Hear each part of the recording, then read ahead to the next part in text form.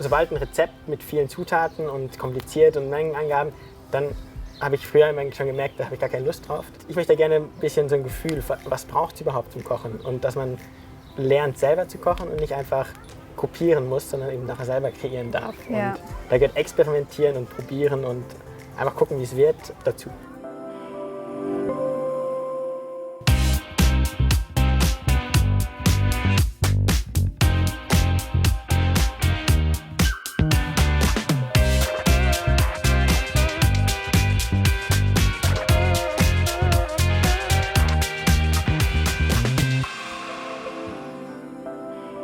Herzlich willkommen in der Outdoor-Küche von Luc von Essenzwert. Ich bin so glücklich, dass wir heute hier stehen und wir abenteuerlich etwas zusammen zubereiten. Und abenteuerlich, das ist das Stichwort, das ist nämlich das, worauf ich gestoßen bin, als ich auf deine Arbeit gekommen bin, dass das Essen und das Zubereiten einfach so viel Spaß bereitet und du bringst da so eine Freude rein.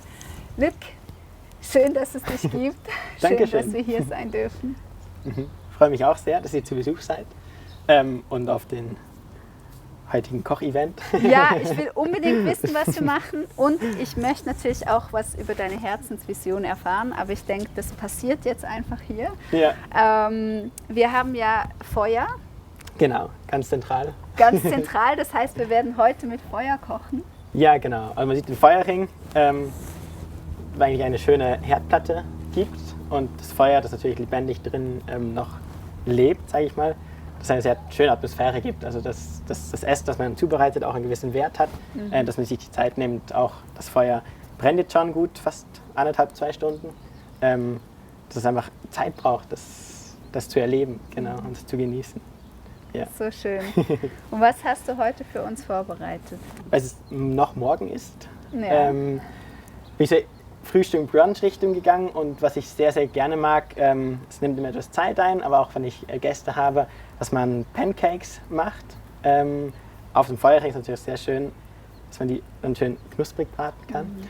Und drin ist noch ein Bananeneis, das schon sich am Vorbereiten ist, dass man das dann gemeinsam so genießen kann. Und es ist ein relativ einfaches Rezept, also wenn man das dann zu Hause nachkochen, zubereiten möchte, darf man das dann gerne machen. Es ist wirklich sehr easy. Yes, also Essen plus Freude gleich ein Event. Vielen Dank, dass du uns damit reinnimmst. Unbedingt. Genau. Ja, womit fangen wir an? Ja, also jetzt rein für die Pancakes haben wir hier die große Schüssel, wo alles reinkommt. Ist sehr spannend, welche Zutaten das man nimmt. Das kommt auch so ein bisschen auf die persönlichen Vorlieben drauf an. Und je nachdem, was man für einen Geschmack mehr Liebe hat, kann man davon mehr reinmachen oder weniger. Wir haben jetzt hier zum einen die Basis sozusagen Quinoa-Flocken. Dann haben wir Leinsamen, sowieso das Superfood, was ich niemals nicht dabei habe, kannst du sagen, immer dabei ist.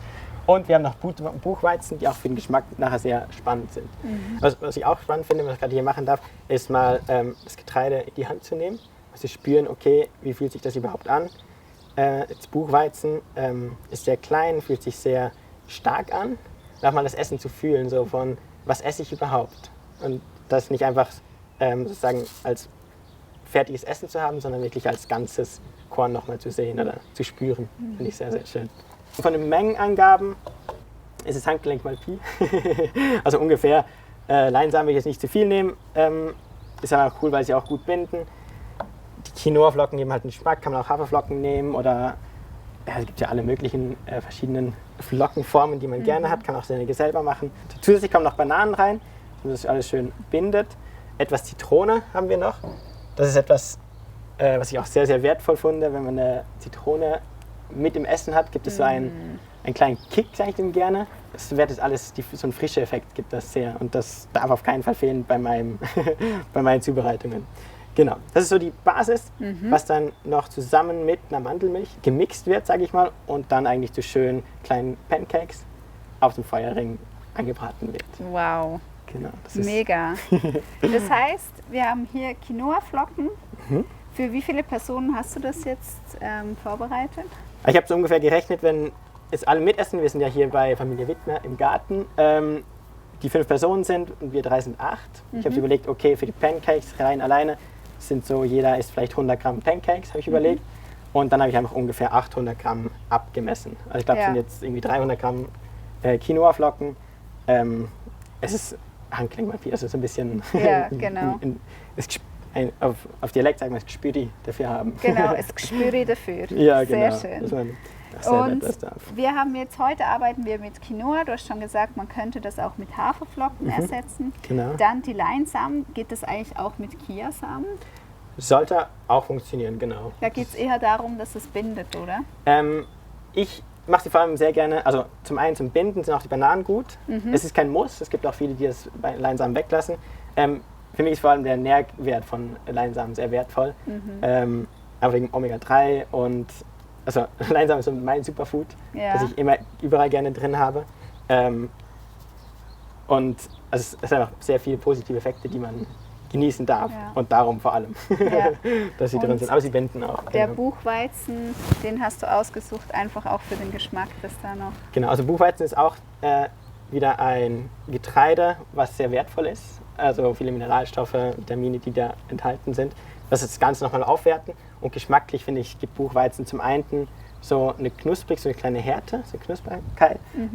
Und den Geschmack mag ich sehr, sehr gerne. Also das ist nochmal eben Quinoa und Leinsamen bringt schon Geschmack rein, Banane ist auch schon drin und es bringt auch so etwas Erdiges rein. Und diese Geschmacksdimension, eben Zitrone darf da auf keinen Fall fehlen, dass die Frische wieder dabei ist. Das ist unglaublich wertvoll dann, lecker und wertvoll. Ich habe das total im Ayurveda gelernt, dass man wirklich mit allen Geschmacksrichtungen in einem Rezept arbeitet und die Magensäure, die ist einem so dankbar auch dafür, weil sie dann in ihrer vollen Kraft wirklich verdauen kann. Also es ist nicht nur hier im Gaumen ein Wunderwerk, wenn wir mit allen Geschmäckern arbeiten, sonst tun unserem Magen auch einen Gefallen.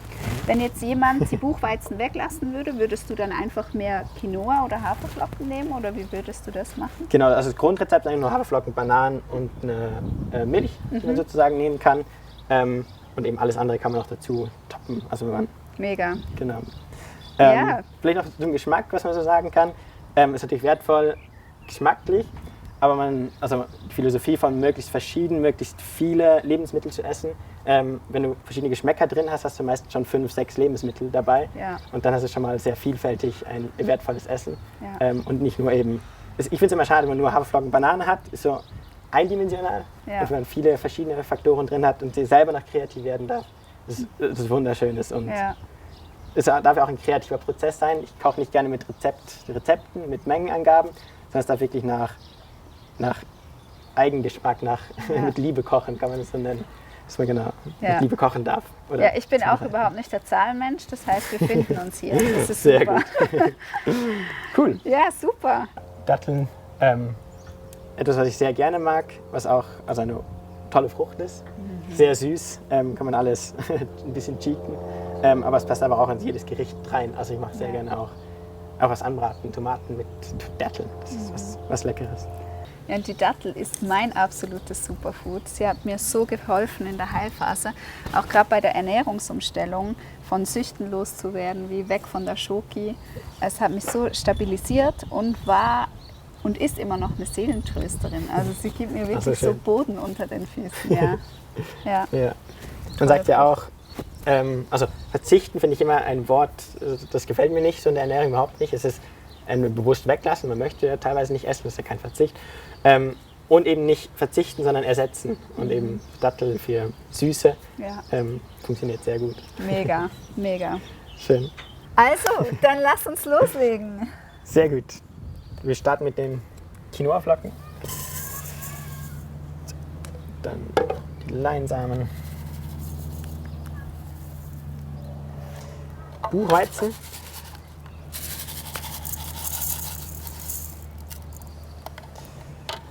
Dann nehme ich hier 3 Bananen. Umso reifer, umso süßer natürlich. Ich helfe mit. Du hilfst mit, ja. Du nimmst einfach die 3, genau. Das ist gut. Etwas Zitrone. Ich schau mal rein. Jo. Wenn man jetzt eine Zitrone lieber hat, kann man ein bisschen mehr Zitrone reinmachen. Wenn man es nicht so mag, den Geschmack oder so, ein bisschen weniger. Ja. Da kann man sehr variabel sein. Toll. Eben auch von den Datteln, wie viel das man reintut. Ja. Genau, danke. Da hast du noch. das Feuer. Es wird warm, ja? Aber ich bin so froh, dass der Sommer zurückkommt. Wirklich wieder viel draußen. Sehr gut.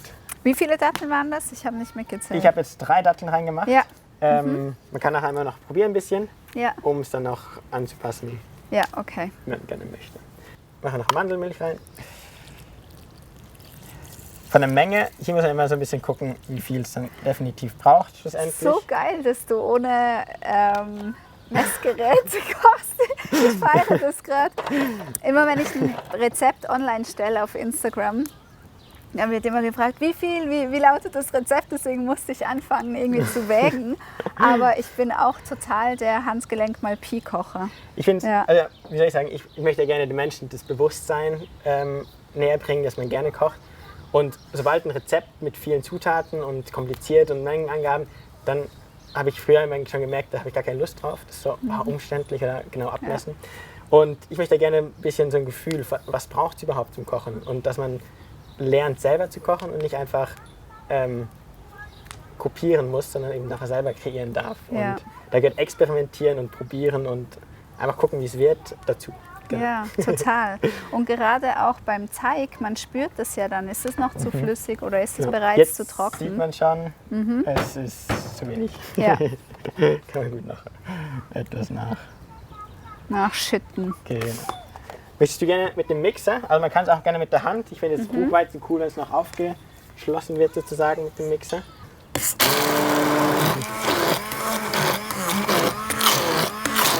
darf auch gerne ein bisschen grob bleiben. Also genau, es Nicht darf so? grob bleiben. Ist dann von der Konsistenz nachher spannend. Aber man kann es auch in den... Sorry. Ich will nicht mixen, wenn du sprichst. Erst mixen, ist gut. Aber nicht zu grob meinst. Ja. Nicht zu fein, sonst Ja. grob soll es bleiben. Genau. Also bin ich schon durch oder Nein, noch ein bisschen? kannst du noch ein bisschen.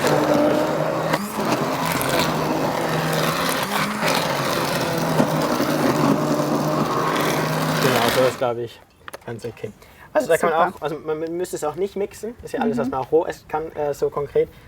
Es macht aber für die Konsistenz einen Unterschied. Man kann es auch ganz in den Mixer stecken, also wenn man jetzt einen super High-Mixer hat, damit es richtig fluffig sagt, also fluffig ist das falsche Ja. Wort, richtig Doch, mit der Luft, die dann saftiger, noch entsteht. Genau. Oder? Also hier die Frage, was möchte man schlussendlich Ja. essen. Genau, sehr gut. Sag mal, wie so der Teig aussieht. Ist jetzt eher flüssig, man kann ihn noch ein bisschen stehen lassen, damit es noch ein bisschen aufgesogen wird, die Flüssigkeit. Und ich mag es natürlich sehr gerne, wenn man Outdoor ist, dass man mit den Händen dann knetet. Das finde ich das sehr schön, dass man eben wieder spürt, okay, was hat man da in der Hand. Man kann aber auch gerne Geschirr nehmen oder eben auch zu Hause mit einem Löffel oder eine Suppenkelle. Funktioniert dann sehr gut für die Bratpfanne. Genau. Ja, es ist auch, wenn wir die Sachen berühren, ist eine Energieübertragung da. Das hört sich so abstrakt an, aber es ist so. Man arbeitet, ja, man kommt nah mit dem Nahrungsmittel und man nimmt es. Welche größte Berührung als der Darm gibt es eigentlich? Also der Darm ist die Tür zur Außenwelt. Wir nehmen etwas von außen und fügen es unserem Körper hinzu, dass wir es vorher berühren. Ist ja eigentlich, gehört in der Dating-Phase irgendwie dazu, oder? Ja, kann man so sagen, genau. Nee, es ist also eben eine Beziehung, die man auch zum Essen aufbauen darf. Auch vom Wissen, wie fühlt sich das an, einen Teig zu kneten oder es ist einfach so, dass das Erlebnis, also eben wenn man mit Menschen zusammenarbeitet, mal so einen dreckiger Teig ist ja nicht dreckig, aber so einen Teig in die Hände zu nehmen, der klebrig ist, ist ein ganz neues Erlebnis. So von, was heißt das überhaupt? Das darf man das oder das so. Ja, genau. Man kommt näher, dem Essen näher, man lernt es besser kennen. Ja. Ja, Und das ist ja auch wirklich deine Vision von Essenzwert, den Menschen diese Erfahrung nahezubringen vom Essen. Und da gehört alles dazu. Das Einkaufen, das Spüren, das Nachfühlen, das Zubereiten. Und es sind alle Sinne. Also es ist der Geschmackssinn, es sind die Augen. Aber es ist auch das Fühlen. Auf jeden Fall. Ja. Ja, wenn wir gerade bei der Vision sind, ich habe hier den Trust Cube mitgebracht. Erzähl mal. Ernährung. Da ich genau auf das anspreche. Das ist genau ein sehr klein, hat sein Kartenset. Ja, genau, noch schön umgedreht. Auf das können wir dann beim Essen noch genauer eingehen. Für den Anfang ist jetzt erstmal der Cube spannend, also der Würfel, der eigentlich 5 Lerndimensionen erklärt. Und wir haben hier das Essenswert-Logo, also eine schöne Flamme, weil es eben outdoor auf dem Feuerring passieren soll. Und es gibt die 5 Dimensionen. Wir haben jetzt gerade das Sensorische angesprochen. Wie fühlt sich das an? Wie schmeckt das? Aber wirklich, dass alle Sinne einbezogen werden. Also ich mag es auch sehr gerne, vor dem Essen, bevor man isst, einfach mal zu riechen. Okay, es ist jetzt süß, es ist sehr frisch, schmeckt es jetzt auch schon relativ reif, dass man das Essen auch schön anrichtet, bevor man es isst. Jetzt haben wir fühlen, essen, riechen, hören. Teilweise, jetzt haben wir den Mixer vorher gehört. Und das Knistern des Feuers. Dass wirklich alle Sinne einbezogen werden. Ja. Genau, das ist so eine Dimension, die wir haben. Dann die Puzzleteile stehen für das Kognitive, wo man eigentlich überlegt, okay, woher kommen die Zutaten, wo habe ich es eingekauft? Ist es vielleicht vom Unverpacktladen oder kommt es aus einem Bioladen, Reformladen oder von einem ganz normalen Einkaufladen? Ist es regional, saisonal? Genau, Bananen sind sicher nicht regional, leider. Aber vom Geschmack können nachher genau, das ist eine andere Dimension. Ja. Aber die Quinoa-Flocken sind aber aus der Schweiz, glaube ich. Und auch die Leinsamen, dass man einfach sich überlegt, alles so, was ums Essen dazugehört. Genau. Ja. Also können wir danach auch fragen, gibt es da noch ganz konkrete Fragen, die man sich stellen kann dazu, um dann noch tiefer einzugehen. Boah, bin ich schon gespannt. Dann die Füße stehen für das Motorische. Also ja, Essen ist Energie schlussendlich, die wir aufnehmen, um zu wirken. Also dass wir Energie haben, um in der Welt Gutes zu tun am besten. Und so, wie viel muss ich essen? Die ganzen Fragen, was esse ich genau? Wie viel, sag ich mal, Früchte soll ich essen, Gemüse, Vollkorngetreide, Nüsse, Hülsenfrüchte, also was esse ich konkret, um mir im Körper Energie zuzuführen. Das ist das Motorische. Genau. Du fragst einfach, wenn du Fragen hast. Ja, und das lachende Smiley? Das möchte ich gerne zum Schluss nehmen. Ach so. Das ist genauso die. Sehr gut.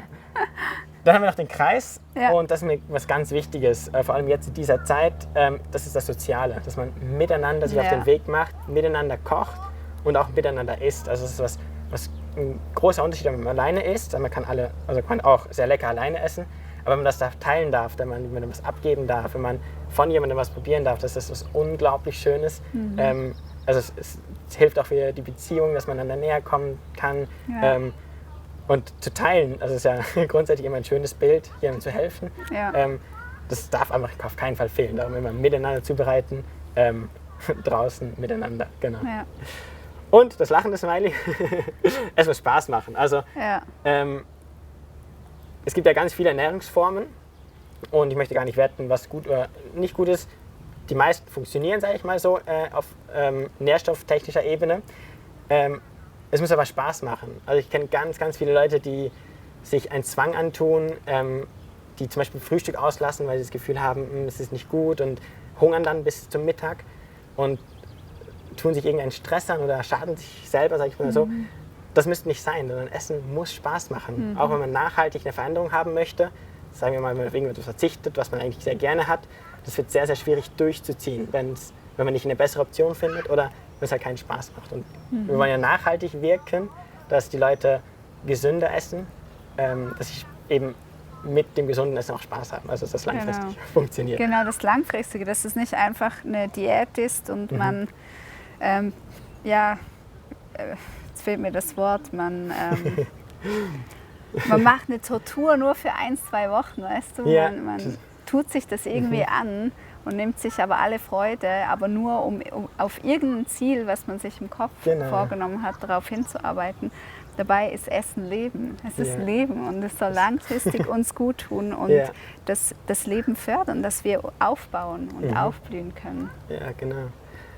Vielleicht so, der Gedanke ist ja oft, also ist ganz einfach so, wenn jemand abnehmen möchte, sagt okay, jetzt einfach 2 Wochen esse ich nichts. Aber das Gewicht kommt ja meistens nicht von nichts, also kann ja auch verschiedene Faktoren haben, aber es hat einen Grund, warum das Gewicht da ist. Ja. Wenn man jetzt 2 Wochen Pause macht, kann es sein, dass halt etwas reduziert wird, aber nachher gleich weitermacht, wie man vorher gegessen hat, dann wird das halt wieder den Grund haben, dass man wieder zunimmt.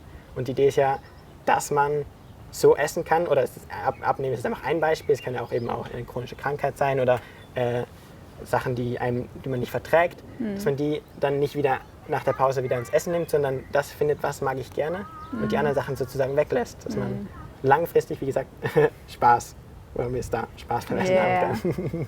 Ja. Genau, das ist sehr sehr wichtig. Und der Spaß kommt ja auch, wenn es einfach geil schmeckt. Und ich glaube, das wird richtig geil schmecken. Darauf freue ich mich auch. Genau, was macht der Teig? Also die Pancakes essen wir nachher zusammen mit den Früchten. Genau, ich habe auch noch Mandelmus, finde ich auch sehr lecker dazu. Mega. Und eben das Eis, das drin, vorsichtig alleine, kann ich nachher sagen, wie das genau funktioniert, gegessen werden kann.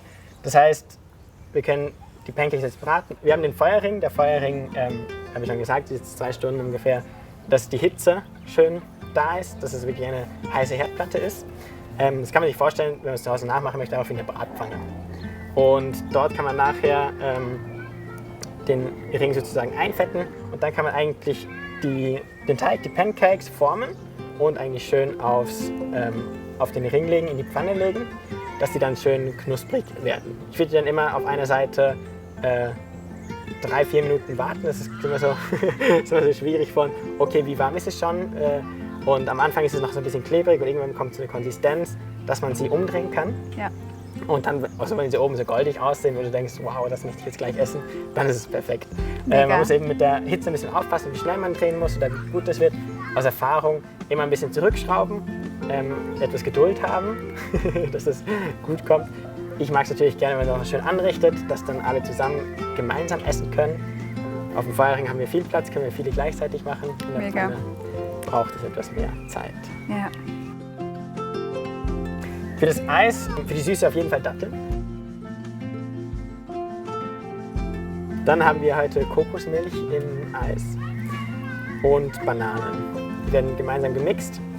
Jetzt muss ich noch mal kurz eine Klammer aufmachen. Es gibt 2 verschiedene Optionen, je nachdem, was man für Material zu Hause hat. Wenn man sozusagen keine Möglichkeiten hat zu Hause, ist der erste Schritt Bananen einfrieren über Nacht. Dann kann man die rausnehmen und dann mit Kokosmilch oder beliebige Milch und Datteln im Mixer mixen. Und dann direkt essen, weil dann ist es sozusagen eben Ice Cream. Das ist nacheinander, also kann man direkt dann zubereiten.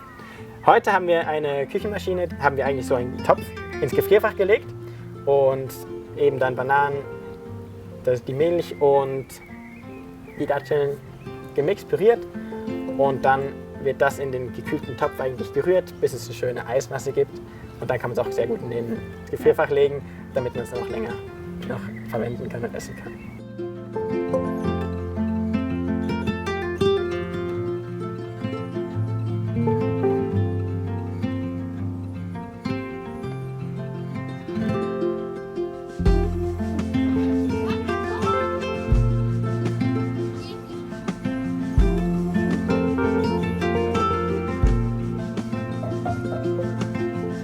Vielen Dank, Luc, für dieses wunderbare Essen und diese Gemeinschaft, die du ermöglicht hast. Das war einfach so wunderschön, auch zu sehen, wie die Kinder damit gearbeitet haben und dann sind so kreative Pancakes entstanden. Und mit diesem Spiel noch, sich wirklich mit so Fragen auseinanderzusetzen. Das, würdest du sagen, ist das die Essenz von Essenzwert? Ja, ich glaube so, also das war mit Kindern, dass du ansprichst, so die Freude, das Glück, aus sich selber zu hinterfragen, das ist wirklich die Essenz von Essenswert. Das ist eigentlich eine schöne Analogie. So, es gibt so Spiele, die Definition von Spielen ist mit sich und der Umwelt auseinandersetzen. Und das ist die Essenz von Essenswert, dass man wirklich eben begreift, das Essen anfassen darf, dass man miteinander Tischgespräche haben darf, den Geschmack erfährt, das Echte, das Authentische, dass das rüberkommt. Genau. Das ist die Essenz von Essenswert, kann man so sagen, ja. So schön. Und du hast das angefangen einfach mit welchem Wunsch auf dem Herzen? Was ist so dein Wunsch? Also wir, so von der Geschichte, wie ist Essenswert entstanden? Ich arbeite ja bei Paco One und dort haben wir ein sehr, sehr cooles Team. Es ist immer eine Bereicherung, mit denen allen zusammenzuarbeiten. Und immer am Montag war der Bürotag, wo alle wirklich vom Valais, aus Zürich, aus Bern zusammen waren. Und wir haben immer gemeinsam Mittag gegessen. Und das hat sich dann entwickelt und so, also mit meiner Idee, hey, wir möchten uns gesund ernähren. Es ist so sehr vielfältig. Es gab immer ein riesen Buffet da am Montag, jeder was mitgebracht. Es ist eigentlich so eine Tavolata entstanden.